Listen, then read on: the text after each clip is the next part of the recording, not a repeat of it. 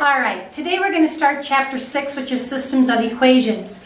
You'll notice right behind me I have a diagram of a lot of different lines. I have a black line, a pink line, an orange line, and a red line. I've taken the black line and the red line and I darkened the point that they share. The pink line and the black line, I circled the point that they share. Now down here in the orange and the red, they have a point that they share, but it happens to be the same point that they share with the red line. And then if I take my orange line and my black line, they look like train tracks and they don't share a point at all. So that is what we're going to be talking about. We're going to take an equation for a line, an equation for another line, and we're going to find the point of intersection, which the point of intersection is the point that makes both equations true. Talking about our diagram over here, we had some of them that had a point in common, and we had some that had no point in common. Well, right there, my system, if it has at least a point in common, so I'm going to go right up here and I'm going to say at least a point in common. Those are called consistent.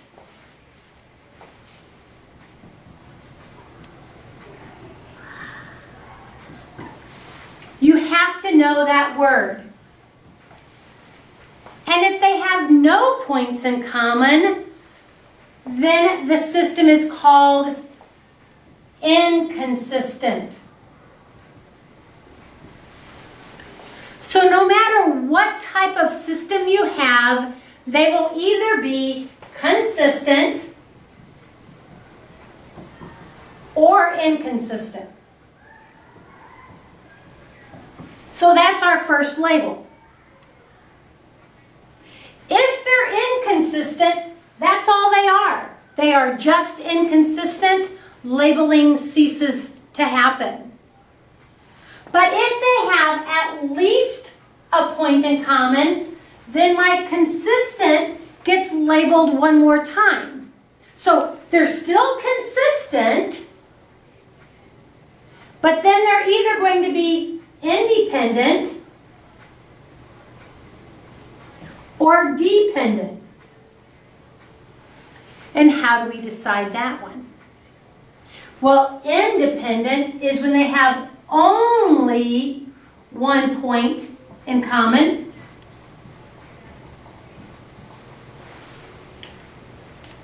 And dependent is when they have more than one point, which means they have infinite points. So if I go back to my diagram,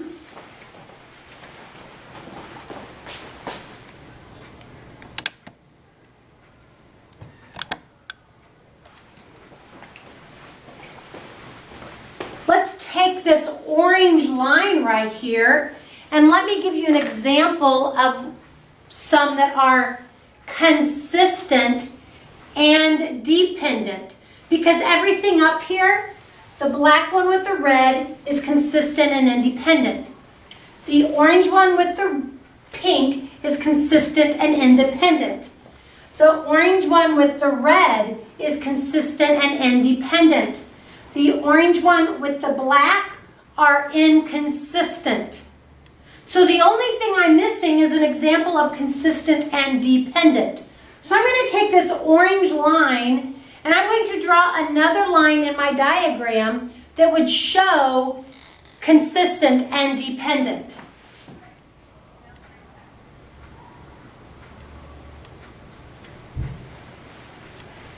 You'll notice that I drew a black line over the orange line, which means those two lines are the exact same line. Now the equations might have looked different, but when I graph them, they are exactly the same. This orange and black right here is an example of consistent and dependent. So what I want to do now is I want to do some examples of given equations, and you have to find out if they are consistent, inconsistent, dependent, or independent. And we will do 4 examples. So let's get started. Okay, up on the board I have 2 equations. Chapter 5, we learned how to graph those. So you can either graph them using your graphing calculator, or you can graph them using pencil and paper. Well, since I don't have a graphing calculator up here, and it's not really something I can do this and show you what I do, I'm going to do them by graphing them with my paper. So step 1, remember, is to make sure my line is in terms of y equals. And in this case, it is.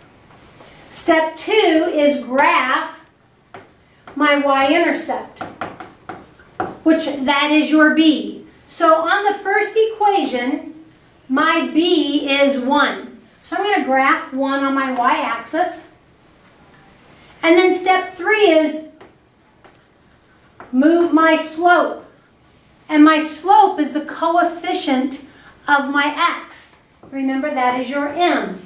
So on this case, my slope is -1, which means I'm going to move either up 1 and left 1, or I can move down 1 and right 1. It doesn't matter which way you go, you just need to make sure that you remember a negative slope rises into quadrant 2 and a positive slope rises into quadrant 1. I'm going to graph this. Really, I'm going to sketch it because I'm not going to be real accurate. So I played dot to dot. That is my first equation. So now I'm going to do my second equation, and for sake of keeping them separate, I'm going to use my orange. So again, it's in terms of y equals. I'm going to graph my y-intercept, and in this case it is 4. 1, 2, 3, 4. I'm going to move my slope, which in this case again is -1, down 1 over 1, or up 1 over 1, and I'm going to play dot to dot. Now, all of a sudden, when I have 2 lines that have the same slope, those lines are called parallel.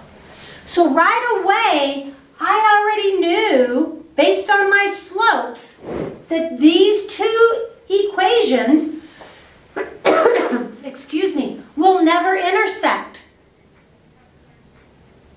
So they are inconsistent. And since they're inconsistent, my labeling stops. That's all they are, is inconsistent. Well, that brings me to a point. Watch what I could do. Oh my golly. Let's do example number 2, and I'll share with you something that you could do. You can always graph them, but let's see what else I can do. Excuse me. Y is equal to x minus 3, and y is equal to -x plus 1. Again, this is a system of equations because I have 2 equations with 2 unknowns. My first thing is I want to see if they are in slope-intercept form, which is y equals. So remember, y equals is called your slope-intercept form. And these are both there. So let's talk about how to tell about consistent and inconsistent, dependent and independent without graphing them. So once you have them in the y equals form, step 2 is you're going to look at the slope. And remember, slope is m. So when I look at this, that would be these guys right here.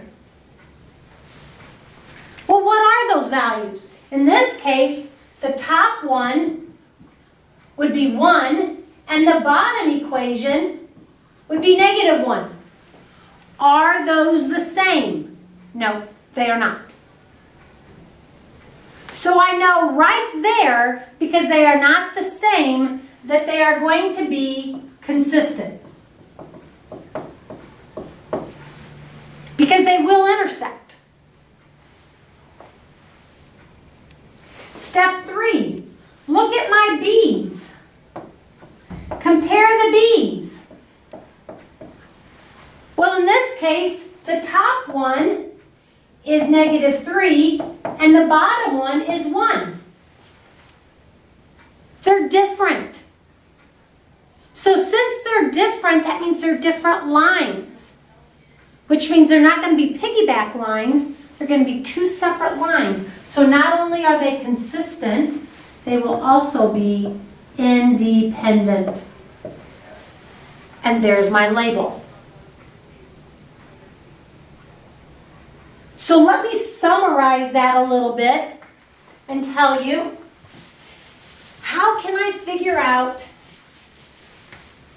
without solving them, what type of solutions they're going to have? I always want them into y equals, which is your slope-intercept. Let's write slope-intercept form. Okay. I'm going to compare my slopes, and that's going to give me the label consistent or inconsistent.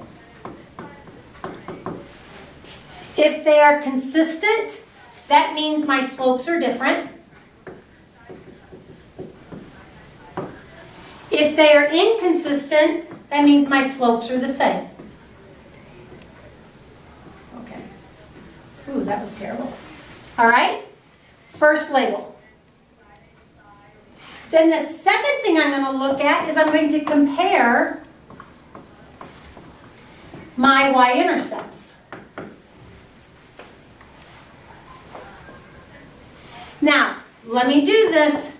This is only if they are consistent.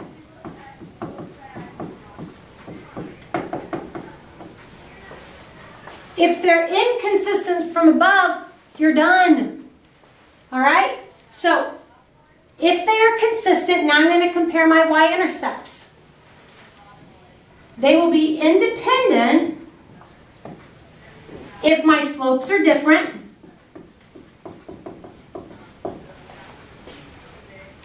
And they will be dependent if my slopes are the same. So without graphing them, I can compare this way. Or I can always go back and graph them and see if they intersect visually and be able to label them consistent, inconsistent, dependent, independent. Make sure you know those words. Make sure you know what they mean. Make sure you know the difference between an equation and a system of equations. Check for understanding. I would do the odds so you can look in the back of the book and see if you are doing them correctly.